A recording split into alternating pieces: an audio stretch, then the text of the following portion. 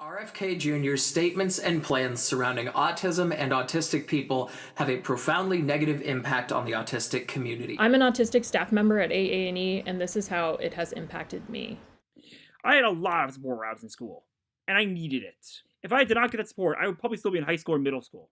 It took me decades to not be productive in life. If people can't get the support they need because of autism registries or stigma or anything other reason, they will not be able to function. Screen calls from people who potentially want to seek a diagnosis for their autism, but now will forgo such things and therefore forgo the resources and help that are available to diagnosed autistic people for fear of being put on a list. I work with people who are marginalized on multiple levels. We don't need any more barriers to diagnosis. We don't need any more barriers to employment.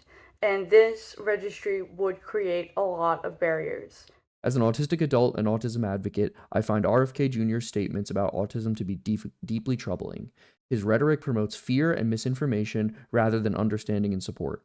Framing autism as something to be eliminated or feared reinforces stigma and undermines the dignity of autistic people. I find it very frustrating that the implication is that there's been this sudden boom in autism when the reality is that we've gotten better at screening and the community has increased communication within ourselves. As an autistic parent, I'm worried about how a registry might impact me or my child in the future.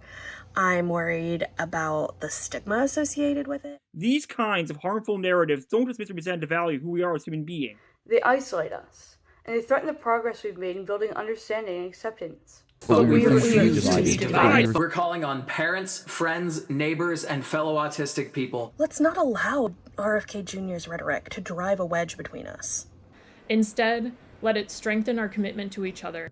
Let it bring us together in solidarity. We're stronger together. We'll continue to stand up for a future shaped by inclusion, truth, and respect, not fear and misinformation.